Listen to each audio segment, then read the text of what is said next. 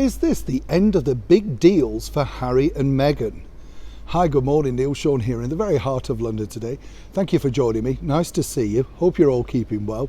This particular story caught my eye because when you think about it, lots of people talk about Harry and Meghan and how rich they've become since departing the British monarchy. You know, they decided over 2.5 years ago now that they couldn't really stomach, handshaking and going around the likes of Rotherham first thing on a Wednesday morning in the rain. They wanted to do something different. So they moved over to Canada and then California, and all those big deals came in. You know the ones I'm talking about: Spotify, the book deal, more importantly, of course, the mega deal from Netflix, which allegedly is around about 20 million in Great British pounds. But then it's all suddenly gone really quiet. Now, as we know, there's big problems because Spotify have decided to hire some producers to assist Harry and Meghan in their new endeavours as media moguls. And let me give you a bit of advice, Harry and Meghan. It's not as simple or as easy as you possibly think. You have to think of content, and then more importantly, you have to produce it, write it, and maybe, hopefully, get an audience on top of all of that. So it's not as easy as they possibly thought. But now insiders are telling me this. When you become a major celebrity like Harry and Meghan are now, the bigger problem is you have a golden period, where everybody wants to sign you. You get invited to things like the Oscars, opening nights, you get invited to be part of all the big arenas, the movers and shakers. And this has changed somewhat really for Harry and Meghan because they allegedly went over to California to get away from the media, to live a more quiet and subdued life.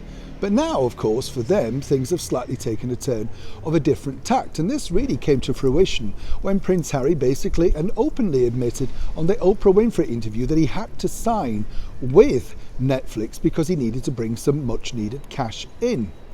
Now, as ever, where it gets rather confusing is, as I say, in the first golden period, you get offered all of these mega deals. As we saw, the book deal alone is worth a lot of money, even though he's going to have to deliver some rather tawdry asides to make sure that, in fact, people feel they've got their value for money. But now, according to a very good source, and as ever, we have to say allegedly, the big deals seemingly have come to a shuddering halt. And there could be a reason behind this because obviously we've gone through a 2-year pandemic, spending is tight, and then they have to look at the value of what they think your celebrity is worth.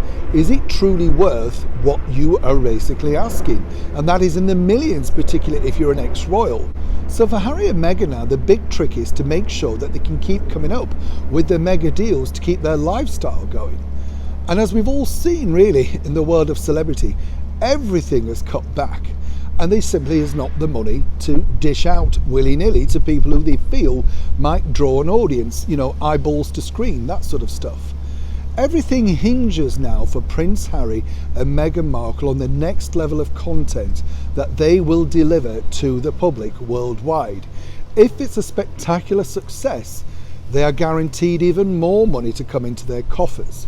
But as ever, in the fickle world of celebrity, and none more so in the world of Hollywood and the golden era, if you like, of the celebrity world that they're now living in, if it doesn't resonate with the audience, then they can expect a sharp decline in those mega offers. And as the mega offers decline, the offers that remain are possibly not necessarily the offers that you would have first looked at. As ever, when I know more, you'll know more. Neil Sean in the very heart of London.